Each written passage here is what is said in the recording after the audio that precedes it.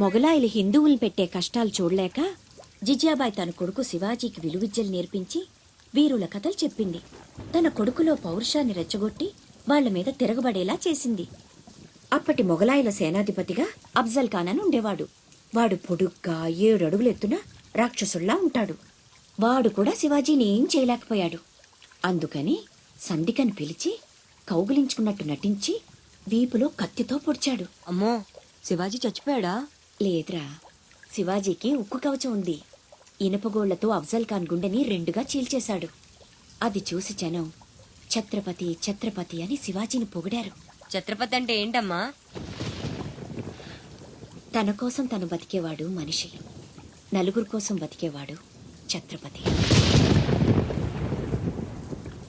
తర్వాత ఏమైందమ్మా? తననంత వాణ్ణి చేసిన తల్లి కోసం శివాజీ పెద్ద కోట కట్టించి బంగారు ఉయ్యాలు చేయించి అమ్మను బాగా చూసుకున్నాడు. నేను కూడా పెద్దయ్యాక నీకోసం పెద్ద మేడ కట్టిస్తానమ్మా. నీకు ఈ కష్టాలు ఏవీ లేకుండా చేస్తాను. నేను మహారాణిలా చూసుకుంటానమ్మా.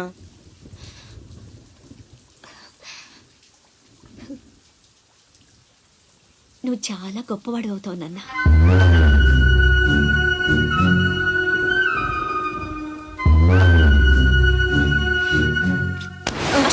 నువ్వేంట్రా మామకి ఇల్లు కట్టించేది? పోయి మీ అమ్మ కట్టించుకో. అశోక్, ఏమిట్రా మాటలు? అందరూ అంటున్నారు వాళ్ళమ్మ చచ్చిపోతే నాన్నకి నిన్నిచ్చి పెళ్లి చేశారంట. అంటే నేను ఒక్కడనే గాని కొడుకుని, వాడు వాళ్ళమ్మ కొడుకు. తప్పు నాన్న.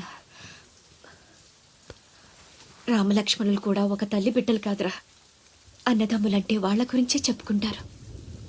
మీరు కూడా అలాగే కలిసి ఉండాలిరా. మీరిద్దరూ దెబ్బలాడుకుంటుంటే నేను భరించలేనురా.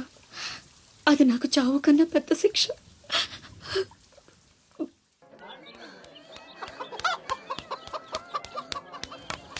అమ్మా అమ్మా అమ్మా, ఈరోజు నీ పుట్టినరోజు కదమ్మా.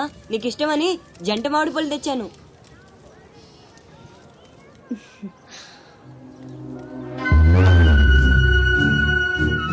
అమ్మ కోరికలన్నీ నీకే తెలుసురా. పండు చాలా బాగుందన్నా. ఎక్కడి నుంచి తెచ్చావు? సత్తన్న తోటలో దొంగతనం చేసి తెచ్చాడు. ఏరా, దొంగతనం చేసావా? లేదమ్మా. అబద్ధం చెప్తున్నాడమ్మా. ఇందాక బడేకి కొట్టి దొంగతనానికి వెళ్ళాడు. కావాలంటే ఒట్టేసి చెప్పమను. ఒట్టేసి చెప్పరా.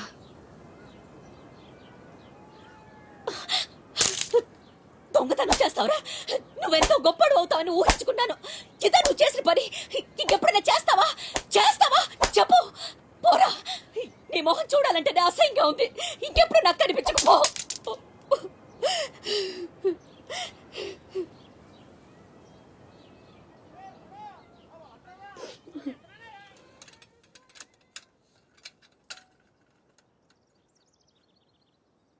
పుల్లయ్యగాడు ఊరగాయకు అందకాయ అడిగాడు, ఇచ్చావా? ఇచ్చాను నాన్న. సత్తన్నా, ఏంటమ్మా? మా పెద్ద అబ్బాయి వీటిని మీ తోటలో దొంగతనం చేశాడు. క్షమించన్నా. బలేదానివమ్మా.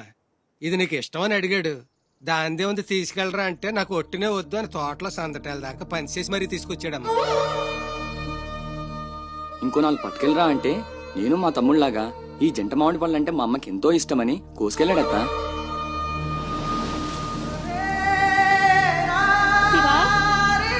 నాన్న, శివా, శివా, శివా, శివా, నాన్న, శివా.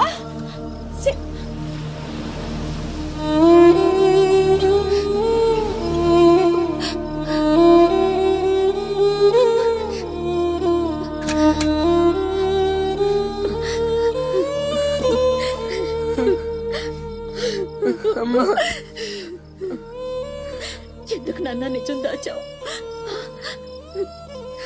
ఒట్టేమన్నప్పుడైనా ఎందుకు చెప్పలేదురా? ఒట్టేసి ఒక మాట, వేయకుండా ఒక మాట చెప్పనమ్మా.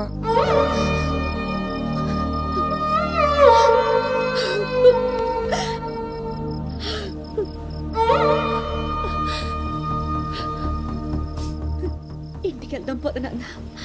నిద్ర వస్తుంది. కాసేపు నీ ఒళ్ళో పడుకుంటానమ్మా. పల్లె భక్కున మండింది.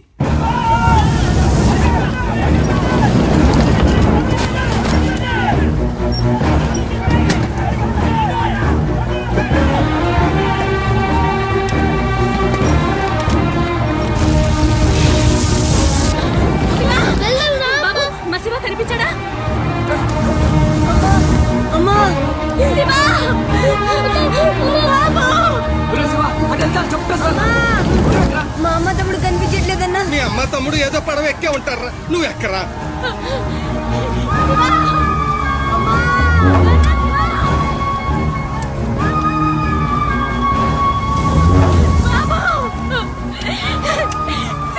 అమ్మా అన్నయ్య ఇక్కడ అక్కడమ్మా లోపల ఉండిపోయాడు.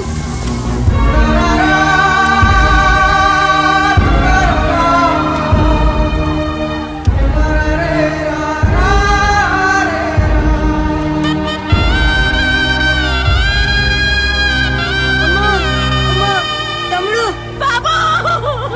అమ్మా దూకితే చచ్చిపోతావరా, వెనక్కలు ఏదో పడవలో వస్తారులేరా.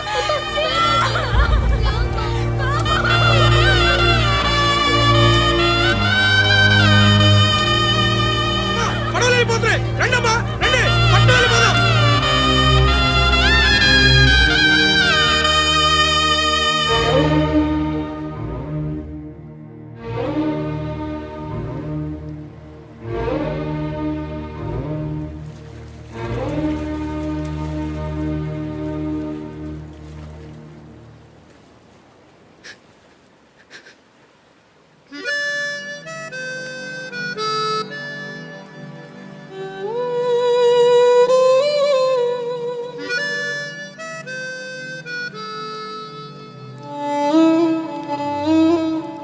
నా పేరు భద్రం. శివాజీ.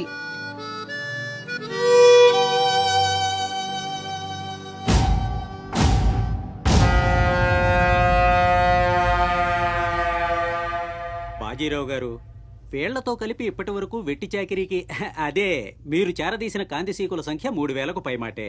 మరి మాకు కూడా థ్యాంక్ యూ సార్. వాళ్ళకి పొజిషన్ ఏంటో ఓసారి చెప్పు. అలాగే సార్. చూడండి, మీరంతా ఈ దేశంలోకి దౌర్జన్యంగా ప్రవేశించారు. న్యాయంగా అయితే మిమ్మల్ని వెనక్కి తరిమెయ్యాలి. కానీ అన్న బాజీరావు గారు మీ మీద జాలి పడుతున్నారు. కాబట్టి మేము చూసి చూడనట్టుంటాం. గుట్టుగా కాగితాల మీద సంతకాలు చేసి ఆయన పెట్టింది తిని బతకండి.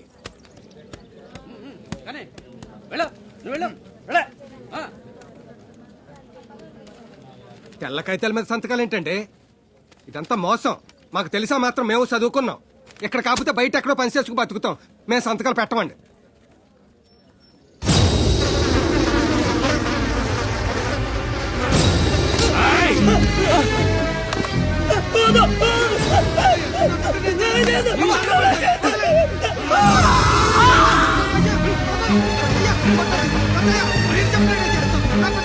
బాబా బాబా బాబా నా బిడ్డ బాబా బాబా బాబా బాబా. ఏయ్, చూసారుగా, ఎదురు తిరిగినోడు చావడు, వాడి వెనకున్నోడు చేస్తాడు.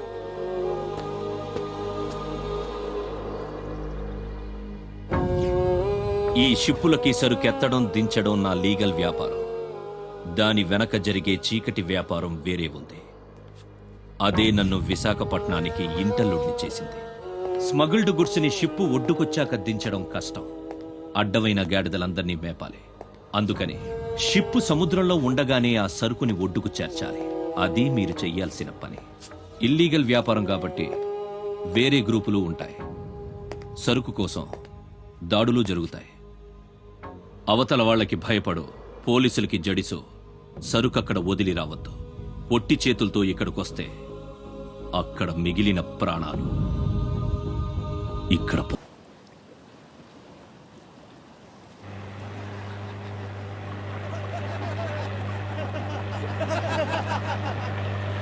ఇంతకీ ఆడు చచ్చుంటాడా బతికుంటాడా? వాడు చచ్చే ఉంటాడన్నా.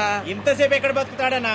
ఇంకేం బతుకుతాడు? ఖచ్చితంగా చచ్చే ఉంటాడు. అయితే పందెం. వాడు చచ్చే ఉంటాడని నా పందెం 500 అన్నా. నా పందెం 800 అన్నా. 1000 రూపాయలు నా పందెం. నా పందెం 1200. నాది 1500 అన్నా. ఖచ్చితంగా బతికుంటాడని నా పందెం 2000. రేయ్, లాగండ్రా.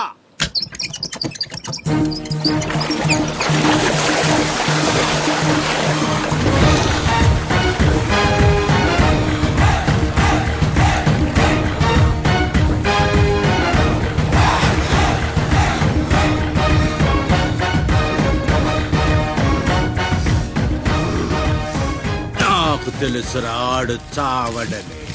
ఆడి బాడీ బాక్స్ ఆఫీస్.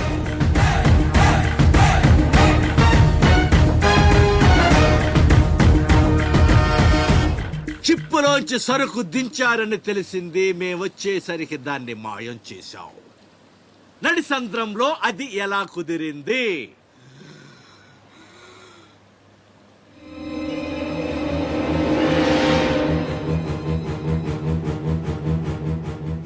సొరచాప. మళ్ళీ పందెం. ఈసారి కిందకు దించితే ఆ చేప ముందు వీడి తల తింటదా, మొండెం తింటదా? మెత్తగుంటది కదన్నా, ముందు మొండమే తింటది. యాదవ్వా. ఆ చేపకు ఏ మాత్రం బుర్రున్నా ఈడి గ్లామర్ చూసి ముందు తల తినేస్తది. దించడమ్మా, దించండి. చెప్తున్నాడు రా, చెప్పేస్తున్నాడు రా. చెప్తాడన్నా. చెప్పమ్మా. ఇప్పుడే వదిలే, నీ ఒక్కడి కాళ్ళు ఎర్రగొడతా. ఇంకా లేట్ అయిందంటే మీ అందరి కాళ్ళు ఇరిగిపోతాయి.